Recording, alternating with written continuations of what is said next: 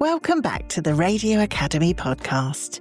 I'm your host, Georgy Jameson, and it's another in our summer short series where we revisit some best bits, highlights, and previously unheard footage in bite-sized podcasts for your summer listening. This week, we go back to my conversation with Geoff Jein from Biscuit Jim about the launch of the Pete Wicks podcast, Man-Made. Man-Made is a podcast that deals with what it means to be a man, with Pete interviewing many high-profile men and women about the topic. In this previously unheard audio, Geoff talks about a series of mini Man-Made podcasts that they made for Mental Health Awareness Week. And I asked him if they were released as a marketing tool to promote the main show. Do you know what?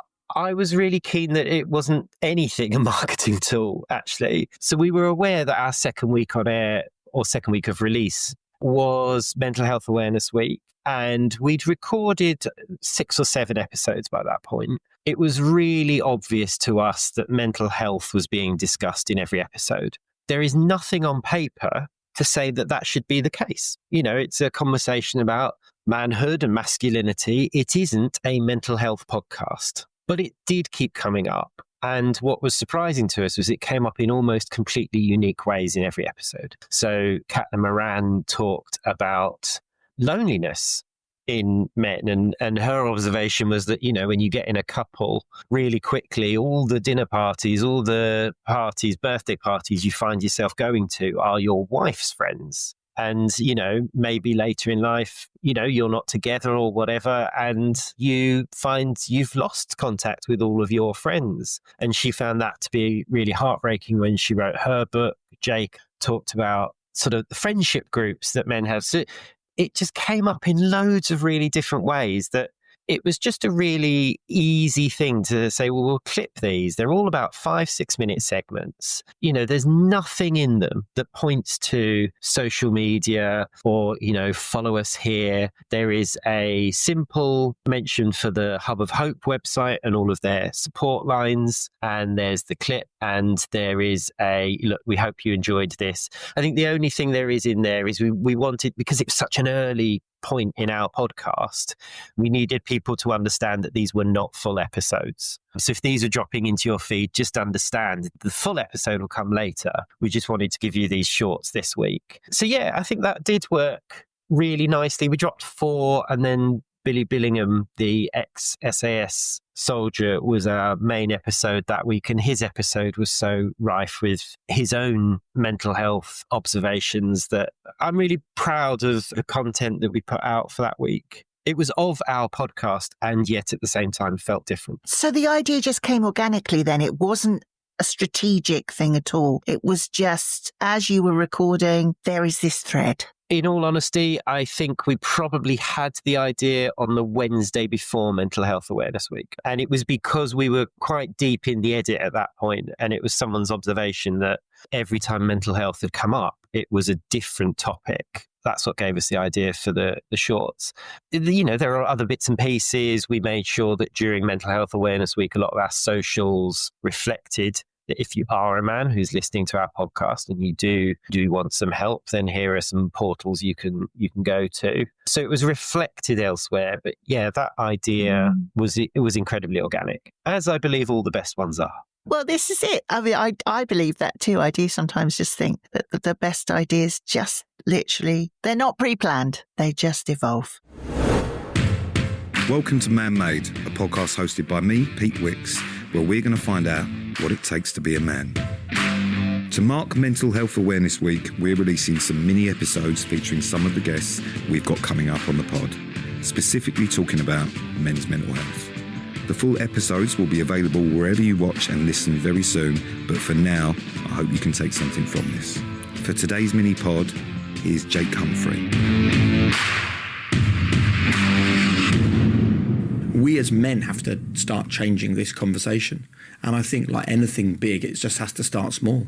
We have to stop having transactional relationships with each other, where it's like, how are you, Pete? Mate, it was great to be on your podcast. Stay happy, man. I'll see you soon and we'll get a beer. Mm-hmm. And it needs to become more of, is there anything in your life at the moment that's a struggle that I might be able to help you with? It comes down to having conversations with your friends like, let's all get together and, of course, have a night we want to have. Do the things that you want to do, but at the same time go, right, what's the one thing that all of us have got that is an issue at the moment? Or what's the biggest thing we failed with that stressed us out this week? Or who feels under a mountain of pressure? How much input does Pete have when it comes to the kind of guests that you book? I guess he has an incredible address book. So do you discuss it together, or had he got very definite ideas of who he wanted? Well, I am getting some of those responses live as we record this podcast. There is a WhatsApp group and it's busy right now. And there's pinging going on. Well, what's interesting, actually, because we'd made several assumptions going into this podcast, as you do, that people like Sam Thompson or Olivia Atwood, that he's working with quite a lot at the Bower, certainly on KISS, they would be natural guests for this podcast. Both of those are guests we're not going to do in series 1. We may come back to this future series, but actually certainly with Sam, which was quite a lengthy discussion actually, what they ended up doing was Pete wanted to have the conversation with Sam about masculinity in their Staying Relevant podcast. Yes, which is the other one they do together, isn't it? Yeah. Absolutely. And that's an established podcast. And I think the feeling was that we might port some of that audience over if we have the conversation in that podcast. Yeah. And then there's almost no sense having it again in ours. So I think we may still return to Sam at some point in the future and do a full episode, rather than the shorter piece that they've done in Staying Relevant. We've done a Vicky Patterson episode, who is, one of Pete's longest friends. Vicky starts crying about 5 minutes in and doesn't stop. I wasn't expecting it to be as emotional as it was. I think Pete tried to give us a heads up this one might be, but we ran out of tissues. It's just the vulnerability, and I think it was the connection between the two. And Pete was very deliberately avoiding eye contact in that episode. He says it at one point because she's so emotional and they are such good friends. He just feared that if he started crying, there'd be nobody to ask the questions. I was really touched by that episode, actually, because they share an agent. Pete and Vicky are both with Mockingbird. And I did send an email afterwards to say that was, it was an incredible performance. Yeah. It's a side of Vicky I haven't seen before. I think I said in my note, I would quite happily play this to both my teenage daughter and my teenage son.